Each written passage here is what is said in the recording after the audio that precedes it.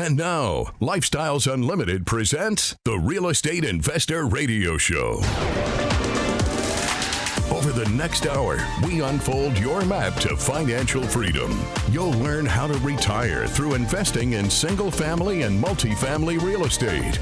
You'll learn how to create cash flow and build wealth so you can have the time and money to live the lifestyle you want. Welcome to the show. My name is Al Gordon, and as always, we're working on your financial freedom. Yes, we're using the word term once again because I have Cliff and Kathy on the show. Now, if you were on the show and listening to me 3 months ago, you heard their story, and I've asked them to come back today because there's some very specific things that I want to cover with them that will help you in your decision-making process with regards to what you're trying to do for retirement. At Lifestyles Unlimited, we have a well-thought-out map that is well-researched. It has 34 years of success behind it, and it is designed for our members to get themselves to a place of retirement in 5 years or less. Very important component, 5 years or less. Not 35, not 45, but 5 years or less. Now, my guests, Cliff and Kathy, they got to a point in their life about 6 years ago where they were trying to figure out how to achieve retirement. They had recognized that what they were doing for retirement was not going to cut it. It wasn't meeting their expectations. And as a result of that, they started looking into different areas to try and determine, is there a better path? Is there a better way that I can approach retirement than what I'm currently doing now? Many of you listening to the show are in the same boat that they were in 6 years ago. Now, let me just tell you up front, Cliff and Kathy retired themselves in a little over three and a half years using real estate. But one of the things that they looked into as an alternate opportunity was an opportunity to invest into a franchise. Now, I know a lot of you listening to the show, you have considered a franchise. You've heard the concept of franchising. Franchising is one of these things where you buy into an already built business system. So you buy in and you get everything you need in order to operate and build the business, and it includes training and things like that.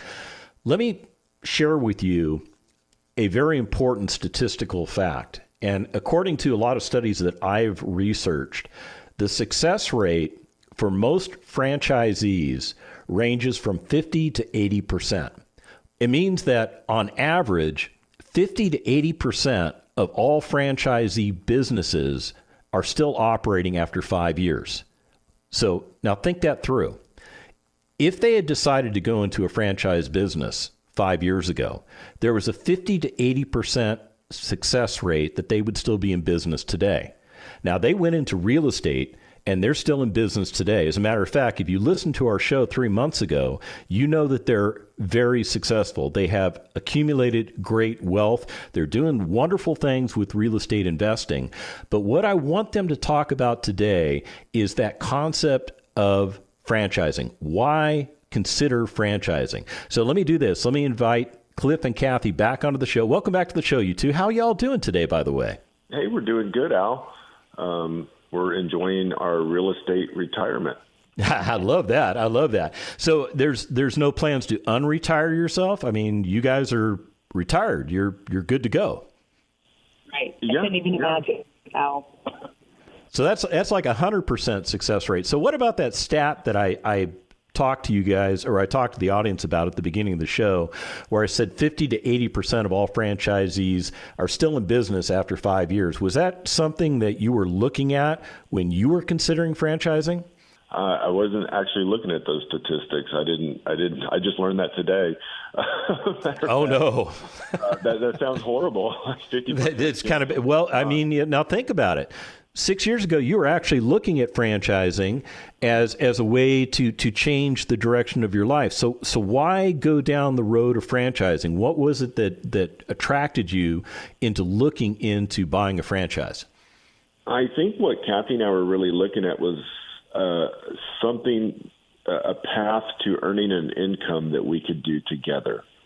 That was kind of the driving force behind that. And we'd looked at a number of different franchises. When we found the boat club, And that looked like a franchise that would be fun for us. We enjoy being on the water. We live on the water. We like being around boats. What better way to earn a living than have a variety of boats and sell memberships to allow people to have access to boats. We would provide the boats, maintain the boats, gas them up, maintain them. I'm not sure all the services they provide now, but that was kind of the basis of what we were looking at. For the end user, it's really just a turnkey thing, right? If I were a part of the membership, I would show up, you'd give me a boat, I'd go hang out for the day, come back, pay for the gas, and then you guys take care of everything else, right? And I just go about my business. Yeah. It's probably a really good way for people to access boats and not have to worry about having a big truck to pull the boat, having a place to park the boat, storing the boat, waxing the boat, fixing, engines that malfunction, having it sitting at a shop, paying high fees. You just pay for your membership, use the boat. When you're done, take it back, go home. It's a really good deal. And when we were looking at it, we actually were speaking with the representatives from that franchise, and at the time, for X amount of dollars, you get a flag and a software program. That was really all you got. I'm sure you would get support from them, but once you become a franchisee of theirs, you've got to go out and find a marina. You've got to cut a deal with the marina. Now I've got to buy boats. So talk to me about the startup costs. You guys are seriously thinking about becoming franchisees. You're thinking about buying into the business. What kind of upfront costs were you guys really looking at? I mean, you mentioned you'd have to buy boats, you'd have to negotiate contracts with marinas for space to put those boats. You obviously have to hire employees unless you're going to do all this work yourself. What kind of startup costs are you really looking at to build a franchise like the one you were considering? Al, I think you would probably need somewhere around $50,000 just to become a franchisee. Then you would need to spend between probably $200,000 and $400,000 buying the boats and the equipment you need. You would need to have quite a bit of reserves to begin hiring employees and getting the club off the ground. And I don't even have a customer day one. I've got to go out to boat shows, different fishing events. I've got to set up booths here and there to try to encourage people to want to join my boat club. With the real estate, I can buy a community, and I have customers day one. They're already there, paying rent every month. So that was one of the things that really appealed to us when we went towards the real estate industry was, boom, I buy customers. I have the asset, I have the customers built in, ready to go. Now I work on operations and adding value to my customers so that they want to pay more to live where they're living. What were your startup costs for the real estate? I mean, were you looking at literally $500,000 plus to get going? Is that how much you injected into your business, or were you able to start in a different place? When we joined, we decided to come in as a preferred investor group member, which has a slightly higher startup, entry cost into Lifestyles Unlimited. At that point, we had, between Kathy and I, we had enough savings where we could kind of jump over investing in single family and go straight to multifamily, and that's what we did.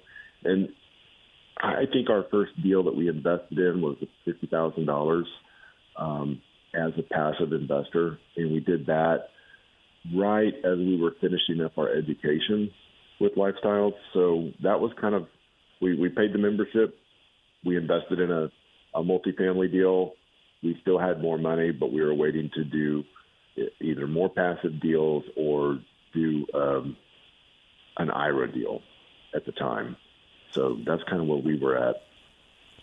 So a $50,000 entry price into real estate investing, to me, is a much better experience than a $500,000 entry price into a business where you don't even have one potential customer. You still have to go out and create the entire business system. That to me sounds risky.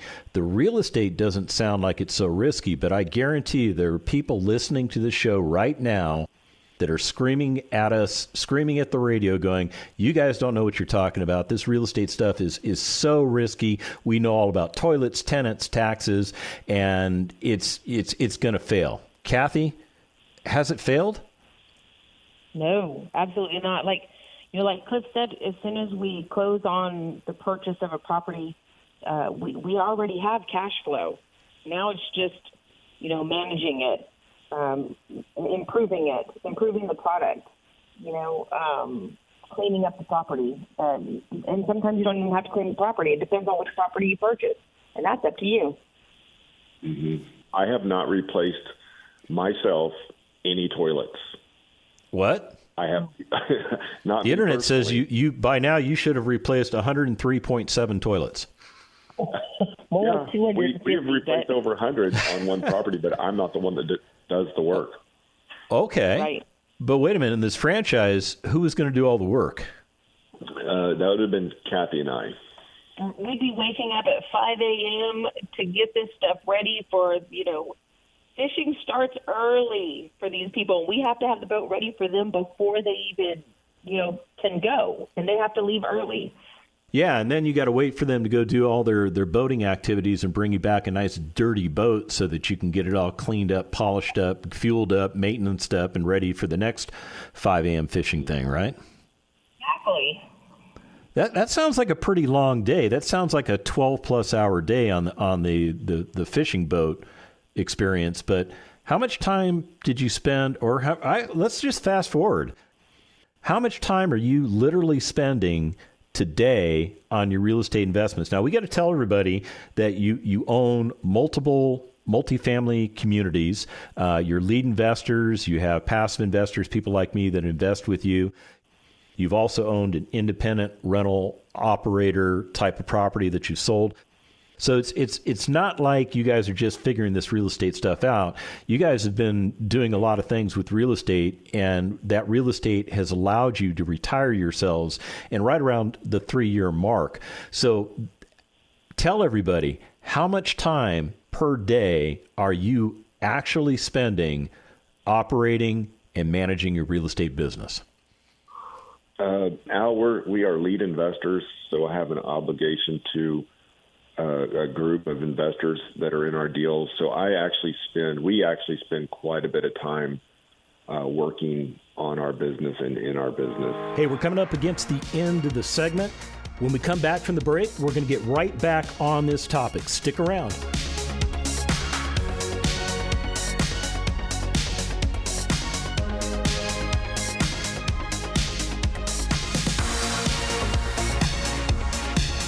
Got questions? Call Lifestyles Unlimited at 855-497-4335. The Real Estate Investor Radio Show continues next. I created these case studies 30 years ago for this reason.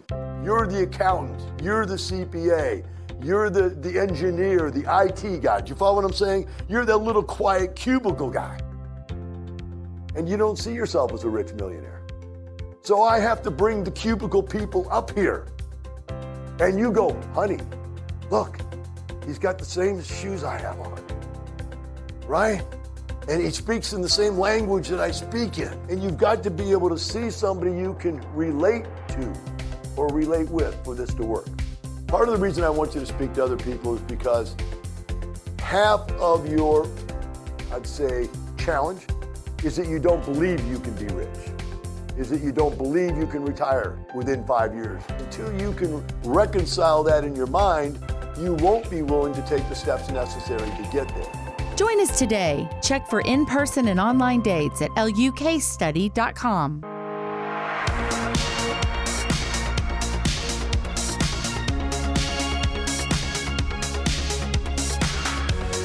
Creating the lifestyle you've always wanted. You're hearing Lifestyles Unlimited's Real Estate Investor Radio Show. Welcome back to the second half of the Lifestyles Unlimited Real Estate Investor Radio Show. My name is Al Gordon, and as always, we're working on your financial freedom. Yes, Cliff and Kathy are with me today. They're rejoining me. They were on the show about 3 months ago, and on today's show, we're talking about a very important concept, and this is an important concept that you need to hear about. They, at one time, very, very seriously considered changing their retirement trajectory from what they were doing, which was primarily 401ks and investing in the stock market, the stuff you're doing. And they considered buying into a franchise. Now, as they were going down that road, something happened, Kathy. What caused you and Cliff to stop dead in your tracks and not pursue this franchise, but instead start pursuing real estate investing? The startup cost, for one, it allowed us to take that, $400,000 and just turn it faster. We were going to be able to invest that and make profits off of it, rather than, like Cliff said, start off with no cash flow and already have $400,000 in it. With this, we started off with $50,000 to $100,000, and a lot of that was putting it into passive deals that were going to be cash flowing already. It wasn't really a startup cost. It was an investment. We couldn't get that with a franchise. Any franchise, you just can't get it like that. And let me ask a very important question. When you were considering the franchise, would that have required you to leave the jobs that you currently had in order to do the franchise? Oh, absolutely. Absolutely. We would have had to have left our jobs to focus full-time working in our business as a franchisee. But the real estate allowed you to maintain those jobs and the income that comes from those jobs while you were transitioning into the real estate investing business. Is that a fair statement? That is correct. Sounds like you had a smoother transition than you would have had you actually done the franchise. Yeah, the franchise probably would have really created a lot of ripples and waves in our family life and how we pay our bills and how we survive. It would have been quite shocking. I don't think at the time we had enough money saved up to withstand that first year or two of conducting business and not actually making very much money. Yeah, so when you guys chose the real estate route, obviously you saw that you're buying existing business systems, i.e. the real estate itself. It came with cash flow, something the franchise didn't come with because you had to go out and develop all of that. So it's really the difference of buying into an existing business system that gets you going right from the get-go versus getting into a riskier business structure where everything could have fallen apart right at the beginning. I mean, wasn't that scary thinking about that, or did you think about that? Yeah, we did think about that. And then the other point to make is everybody needs a place to live. Not everybody needs the access to a boat. So when times get tough, you still have to live somewhere, but you can cancel your membership to access a boat. Well, that's true. That's true. And we definitely learned in the pandemic that if anybody needed anything, it was a place to live. Would you agree? I would agree. Our businesses did really well through the pandemic. We really didn't see at our properties any decrease in occupancy. Actually, we maintained strong occupancy throughout the whole event. How long did that entire process take you? I mean, from the time you decided to become members to the time you actually were ready to buy your first asset, what was that timeline like? I think, Al, it probably took us to get through the education probably three months or so before we were ready to start investing. Okay, that's not a terrible amount of time. That's actually pretty fast. Yeah. Right. Okay, so 3 months, you guys are up and running. You get going. You buy your first asset. It's an 8-unit property that you own all by yourself, and you guys are also investing in some passive deals. And then you guys decide to become lead investors, which means you're going to do all the work so people like me that aren't lead investors can invest with you and also get great rates of return alongside of you. And then you guys got to a point where right around the 3-year mark, both of you are completely retired. What did that feel like, being completely retired? That was a wonderful feeling. It was hard. I worked for a really, really fantastic company, and I worked with a lot of really great people. And it was really tough to make that phone call to put in my notice.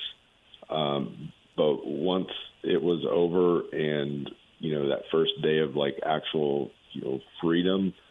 It took a while for the reality of it to set in, because I've worked a job since I was like 15 years old. And there I was, 47, 48 years old, leaving the safety net, burning the ships. But you did it on your own terms, did you not? I mean, they didn't call you in and decide, okay, Cliff, we're just going to fire you because you're doing real estate. Right. You left on your own terms. I left them on my own terms. I could make one phone call and go back tomorrow if I wanted, but I haven't had to use that. Do you want to use it? No. Good job. Good man. Good man. Kathy, what was it like for you to realize that you were retired? I mean, you were the first one to get it done in the family. So what was that feeling like? Well, I mean, I'm with Cliff. I've been working, full-time job since I was probably 17 in high school. Oh, well, I take that back. Full-time as soon as I graduated high school, part-time during high school, and it's really nerve-wracking to jump off that diving board. I was single for a long time, and I had a great job. I loved what I did. I loved the people I worked with, but I wanted to be a stay-at-home mom. I wanted to be able to take care of my family. And this allowed me the opportunity to do that for the first time in my life. And I was 45-ish, when I was able to leave that. And it took me a good 6 months to stop worrying about what was going on over there, which I had nothing to do with anymore. But I still thought about it. It was always in the back of my mind. They had a schedule of things, events that happened, and I always knew what that was. Now I don't even know what they're doing anymore. I just don't think about it anymore. It's not part of your daily routine anymore because you've completely transitioned your life. So talk to me about what it's like to be completely retired. Now, you're still working on your business, not working in your business. You're working on your business. What's it like to be 100% retired, not the age of 65 or older, and living the lifestyle that you've chosen to live? Tell me about it. It's great. It's definitely, I never imagined I would be here. I don't even know if I ever thought I would even be able to do this at 65. To be able to do it at 40, 45 has just been, I can't even say a dream come true. I didn't ever even imagine it. It's just more than ever, more than anything I could imagine. Yeah, to get all your time back, in your 40s is a monumental achievement. And anybody can do this. Anybody that goes to the 2-day, follows the map, can achieve this same level of success. We have an abundant mentality. There's lots of real estate out there to buy, renovate, and retire on. What are your stress levels like? I mean, are you guys like wigging out every day, or has your stress level changed over time? No, we don't have really anything to wig out over anymore. We do have properties that we do manage, that we oversee, and I guess for me, I just want to make sure that we're meeting our business plan and our milestones, and that we meet our investors' expectations. Do you worry about money? I mean, as far as for your personal household or to do the things that you want to do? No, Al, we do not. Why is that? We've created streams of cash flow that come in every quarter, every month and every quarter. So we are A-OK. So the money's rolling in. That gives you freedom and flexibility to do what you want when you want to do it. So, tell me about some of the spontaneous things that you guys have just decided to do where money was no object and all of a sudden you just had an epiphany and decided to create the effect. So Kathy had a bucket list item that she wanted to see Michael Bublé in Madison Square Garden. So last year... That sounds expensive. Yeah, it does. And who does that? But I was driving over to one of the properties last year, and she calls me up. She says, hey, there's a Michael Bublé concert. It's in Madison Square Garden. It's in 3 days. I'm like, okay, just book it and let's go. And so we did it. We didn't have to ask for vacation time, submit anything for PTO. We didn't have to rearrange our work commitments because we didn't work for anybody else. We just booked the trip and we went and checked off one of Kathy's bucket list items. Well, and you're kind of a baseball fan, are you not? Well, it's really our oldest son. He's okay. A baseball fan. And last year he called me up. He said, Dad, let's go to a Yankees-Astros game, man, because he is a diehard Astros fan. I'm like, okay, that sounds great. I can meet you in Houston. We can go to the game, no problem. He's like, no, Dad, I want to go to the Yankees-Astros game in New York City. I'm like, okay, that's different. That's a little pricier. I'm like, you know what? If we're going to go all the way to New York City to watch baseball, I'm not going to one baseball game. I'm going to, the whole series. So we actually went 3 of the 4 games in the series, and we had seats in the middle of the stands. We got the expensive seats down at the bottom, like right by the home plate, and then we took the nosebleed section on the third day. So we saw the game from all different angles. So that was pretty neat. And it was cool to be in New York City with my son, and actually we took one of his best friends too. And that was all done on a whim. Pretty much on a whim, yeah. I don't recall the timeline, but it was like, hey, the game's in 2 weeks. Can we go? And you know what? When I'm dead and gone, I want my son to look back and think, my dad took me to a Yankees-Astros game. And we were able to do it again. Didn't ask for PTO, vacation. Didn't have to hope and pray my boss would approve it. We just went and did it. So it's safe to say that the two of you are in 100% control of your life. And I think that's a beautiful thing. You're financially covered. You're time-wise covered. You're in love with each other, which I think is beautiful. You get to share more and more time together, quality time together. I think that's just a beautiful recipe for success, don't you? I do. Absolutely. I think it was last week or the week before we had some really nice weather. So Kathy and I were getting up at 6 in the morning, hopping on the boat and going out fishing for a couple hours in the morning before we kind of started our day. To have the flexibility to just get up and go, well, do I have coffee and watch TV, or do I just jump on the boat and go fishing, or do I call the office, or what do I do? It doesn't really matter what you do because you have the flexibility, you have 100% of the control, and that's what's beautiful about this. I am so glad you guys did not do the franchise thing. I am so glad that you are real estate investors because it completely changed your world. If you want to do what Cliff, Kathy, and myself are doing, go to lifestylesunlimited.com, sign up for a free workshop, and let's get you going. The information and opinions you hear on the Lifestyles Unlimited Real Estate Investor Radio Show are those of the hosts, guests, and callers. The Lifestyles Unlimited Real Estate Investor Radio Show is for entertainment purposes only. Please consult a professional regarding your personal investment needs. Nothing presented constitutes an endorsement, recommendation, offer, or solicitation to buy or sell any product or security.